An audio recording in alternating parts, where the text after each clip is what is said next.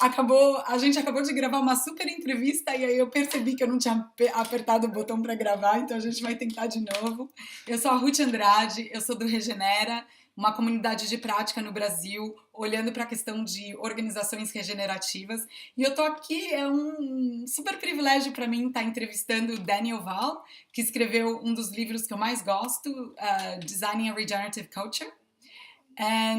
E eu vou pedir para ele se apresentar, a gente vai fazer uma entrevista em inglês e vamos colocar a legenda para traduzir o que ele está falando. Enfim, eu vou pedir para ele se apresentar agora. Obrigada. So Daniel Wahl, can you introduce yourself and tell me a little bit your journey, like how you ended up here? Well, originally I'm German. I've lived in many different places. I lived in California, I lived in Scotland for a long time. I lived in Totnes at Schumacher College, lived in Japan, and now I live in Spain, where I found my roots on a beautiful island called Mallorca. Great. And how did you come across regeneration? How did this idea enter your life? I think it probably started very early with my interest in biology. I'm originally trained as a biologist because I wanted to understand how life works. And then I was very disheartened by the way that quantity-focused reductionist science only allows you as a scientist to talk about what you can prove as statistically significant. And I understood that there was something else, the kind of naturalist tradition of Humboldt that understood life more as a planetary process. And so I left science, became a scuba diving instructor, and then I realized that was maybe a bit too hedonistic of a lifestyle. And then I went to Spain in 1999 to start an eco-village and a sustainable education center. But I really didn't know very much. And I thought it was all about solar panels and straw bale buildings and the infrastructure. And very quickly realized that what made our project fail back then was that we didn't know how to make decisions together. We didn't know how to make it economically viable. And I realized I needed to learn a lot more. So I went to Schumacher College and did the Masters in Holistic Science in 2001 and 2002. When no one was talking about any of this. Yeah, back it's then. a long time ago. And luckily through working at Schumacher, I met a professor who was at a design school. And being at Schumacher, that's where I kind of got turned on to design. I suddenly realized that the practice end of that worldview that holistic science is describing, this participatory, holistic worldview where we're inside of Gaia, part of this living body of Earth, needed an action end. And meeting John Todd and David Orr at Schumacher enlightened me to the power of design. And so I really wrote my master's on ecological design being the practice end of holistic science. It was called Exploring Participation. And met a professor there who offered me a PhD scholarship and then ended up doing a PhD in design for human and planetary health. Because I thought it was going to be sustainability, but then I realized sustainability is an empty word. It doesn't tell you what you're trying to sustain. And so I ended up back then calling it salutogenic design or health generating design. And that's very close to what is now called regeneration. It's looking at how does life in the biomimicry way, how does life create conditions conducive to life? The way I came across the term regeneration was initially through all the pioneers in regenerative agriculture. And then I found this wonderful paper by Bill Reed, Shifting Our Mental Models, where this graph shows the progression from business as usual to green, to sustainable, to restorative, and then regenerative. And I decided that this was the frame that we should work on. Great. Yeah. I'm also really interested by the concept of designing a culture. Because for me, culture is almost a process that emerges out of, a lot of knowledge and information and just processes that happen. How do we design a culture, and why do we need to design a culture? Absolutely, it's a paradox. Cultures emerge; they don't get designed. But a good friend of mine once said, if you step on a paradox, you can be sure to have some truth on your shoes. Good. So I like the fact that the title has a paradox in it, because it's in that tension that we can't design a culture, but I believe in complexity terms, we can design for positive emergence. We can create the conditions for regeneration to happen, and then hope that what emerges out of the system, the culture that comes from that, will be more regenerative. And that's why it's also really important to look at the underlying stories, the worldview, the value system that we use as we do our work. Because if you can shift people's perception about who are we, where are we going, why are we here, the really deep question that humanity has grappled with since we first spat against the hand and made the cave painting. That's really what will take us into a more regenerative future, to my mind. That's great.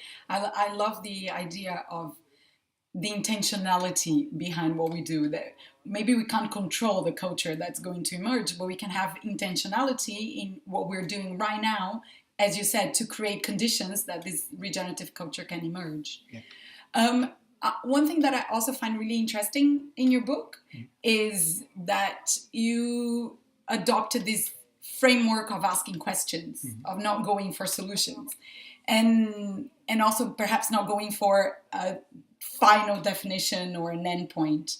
Why questions? Like, why do we need to ask questions at this time when, it's clear that we have multiple crises, everything is unraveling, and what we need are solutions? Well, I remember this moment of sitting down in front of the blank screen and going, okay, I'm going to write a book here. And I asked myself, okay, what can I share that will be meaningful in 10 years, 20 years, and 30 years?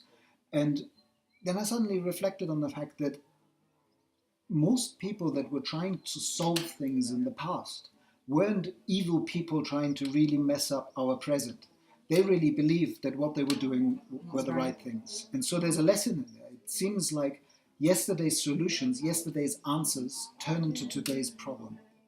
And so maybe even us here working in the sustainability and regenerative world might make mistakes in the kind of things we implement, and later we'll realize that we have to course correct. And so maybe as a culture we've actually got it wrong, that it's not fundamentally answers and solutions that we're seeking, but if we gave from one generation to the next a kind of compass that guides us towards a regenerative future, it's a set of questions. And so I still offer a lot of inspiration for projects that are somewhat sustainable or regenerative in my book, but I fundamentally we have to go. I end every chapter with a set of questions, and I think that that's really the part of the book that might have the potential of living the longest. Because, and they're not. I'm not saying that I know all the right questions either. And the invitation is for all of us to ask ourselves what kind of questions could guide us towards a better world, the more beautiful world our heart knows possible, as Charles likes to say. That's great.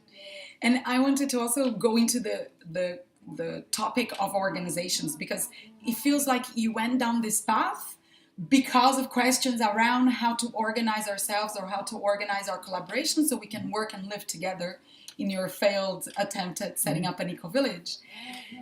And I'm also quite interested in this, in how can we merge organizational culture and nature, and create organizations that are more conducive to life, basically, that are creating conditions more conducive to life. So I think I just wanted to ask you, what questions should organizations that want to go down a more regenerative path ask themselves?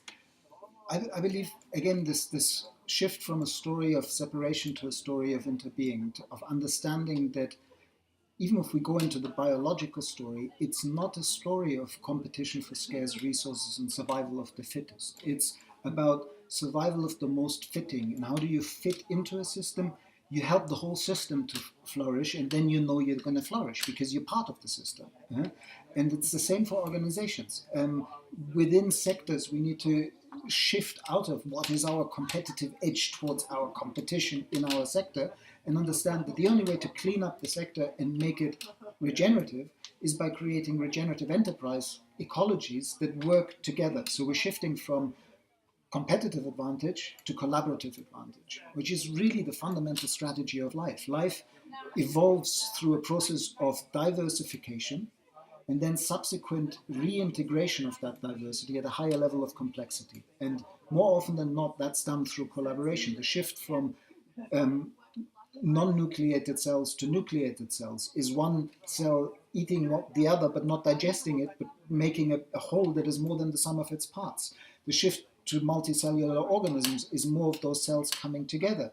The shift to social organisms is these organisms finding a better way of living together by being social and relating, whether it's wolves or dolphins or human beings. Our species evolved and has such an interesting evolutionary story because we evolved through collaboration. And in a similar way, I think that as we're moving towards regenerative organizations, it's to understand that, to always ask yourself, where do I sit in this nested hierarchy of collaboration? How do I nurture health and wholeness in all the components, the people that work for us? And what do we contribute to our city, our region, the globe? And always asking, how can we serve the health of the whole system to flourish? And then by default, you will flourish. Great. And it's about looking inside the organization and asking those questions regarding what the organization is doing within its boundaries, and also asking questions about the impact that the organization is having on the wider world, and what are the mutually beneficial relationships that organization can begin. And maybe another thing that's important for multinational organizations is that in the move towards globalization, we've only looked at the big system, and we eroded the local and regional structures. And really, there's a sort of process of undoing that damage. Of the role of multinationals really is to devolve themselves by decentralized manufacturing back into more local and regional systems, because we need to nurture healthy local and regional economies in order to re-energize the social fabric and engage people in the ecological regeneration of the area they live in. So it's always connecting these scales, and this idea of nested hierarchies, scale linking design is central to regeneration. And much more outlook on bioregional development. That is what we've forgotten with globalization. Absolutely. Right? And you were also mentioning before the idea of culture and place. Can you talk a little bit about that? Yeah, even if we find wonderful projects that are starting to spring up around the world that are examples of regenerative enterprises, and to not make the mistake of saying, this is great, we'll just clone it, and how do we scale it up? First thing is, it's not about scaling up, it's about scaling out. So it's not about making bigger, but it's about abstracting patterns and then trying to apply them somewhere else, but always with this idea that you have to pay attention to the biocultural uniqueness of place. You have to pay attention to what resources do we have in this ecosystems, what are the opportunities and the constraints set by the environment, but also by the culture. If it's not culturally embedded, it won't flourish. So each nation, that's why it's called Designing Regenerative Cultures and not Designing Regenerative Culture. It's going to be a very diverse mosaic of different solutions that are carefully adapted to the people's stories, the people's history, and the place's story. It has to grow out of the uniqueness of place and the uniqueness of culture. And that's interesting because in Brazil, I mean, this whole talk about reinventing organizations and even the information that's coming to us about regeneration is coming from Europe or from the US. There is this idea that we need to find our own tropical way of reinventing organizations and creating a regenerative culture that's very connected to Latin America. And how do we do that when, our thought is so colonized and we've been under, not just us, but everywhere. And there's such a big influence of rationalism and, the European way of thinking. I think it's now a global way of thinking. And so this decolonizing of the mind has to happen everywhere. But I'm personally excited that there's such a resonance in Brazil with this concept of regeneration, because I know that you will come up with a deliciously only unique Brazilian flavor of regenerative organizations and regenerative cultures in Brazil. Because I every time as much as I found my place where I want to grow roots, it's only in Brazil that I kind of go, maybe I should move to Brazil. Because I just love your culture. Yeah, it's great. I love it. And I think we're closer. I think we're still a little bit closer to the indigenous culture and to the original cultures that were regenerative by design. I'm glad you mentioned that, because this is not something new. For thousands, for millennia, we've known how to live regeneratively in place within the confines of our regions, and it's really only the story of separation that came in the last, whether we start at 5,000 years, or really it's 250 years since the scientific revolution and the industrial revolution, that we more and more separated into this story of separation and degeneration. And so we have so much to learn from indigenous cultures. That's true. And we have a lot of modern technology that we have to integrate. So it's not a going back to some golden past of, like we all need to re-indigenize in one way or another. Yeah. But we need to do it as a blend of the wisdom that these cultures hold, that is millennia old, and the best and appropriate technology that we have now. Yeah. And just to end, so maybe what do you think is one question someone that's watching this and is part of an organization that would like to become more regenerative, what do you think would be the first question? What is a suggestion, like, for them to start thinking? It's always hard when it's just one. Yeah. But, what would be a good question for them to start asking themselves?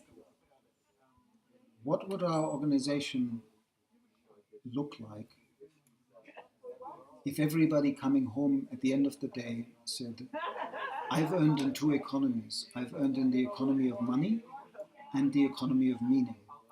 What if everybody in your organization really felt that with every day that they go to work, they're not just contributing to your company and to their own bank account, but they're giving something back to their community, to their region, and to the planet. Great. Thank you so much. It's been a pleasure. Thank you. you. E obrigada a vocês por estarem assistindo. Depois a gente volta com outro vídeo. Até mais. Obrigado.